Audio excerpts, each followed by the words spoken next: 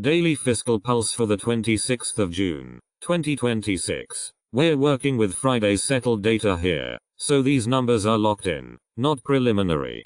Let's start with what's happening in the broader markets. Right now there's no clear dominant narrative shaping sentiment. You're seeing a lot of talk about oil prices near pre-war levels, though analysts are warning that persistent supply risks could trigger a rebound at any point. That's coloring the headlines, but headlines aren't everything. The flows paint a different picture, and that's what matters most.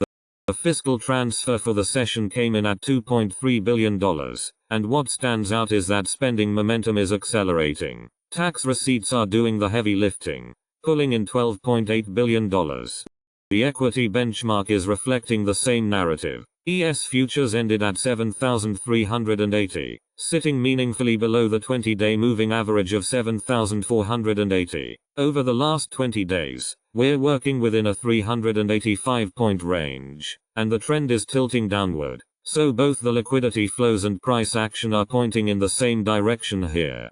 Looking at the velocity of those flows, things have been fairly consistent. The 5-day average is running about $4.3 billion per day, which is pretty close to where the 20-day average sits at $3.8 billion per day. We're not seeing a major pivot in how much liquidity is making its way into the system.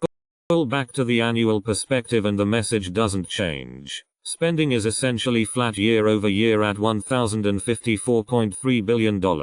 There's no material shift in fiscal support happening here.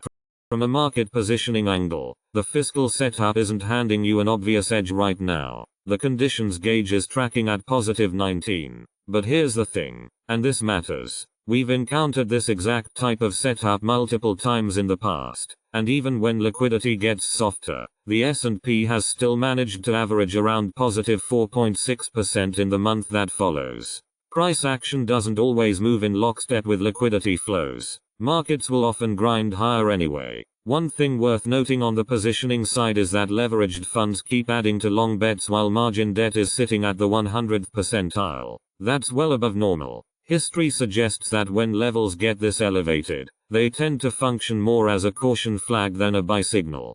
Putting it all together, even without a compelling headline narrative, the fiscal backdrop is acting as a cushion. When the government is actively pumping liquidity in, bad news tends to get absorbed without as much friction. As we look ahead, there are some scheduled flows on the calendar that could matter. The 30th of June is the month-end settlement window, and those periods can move short-term liquidity around.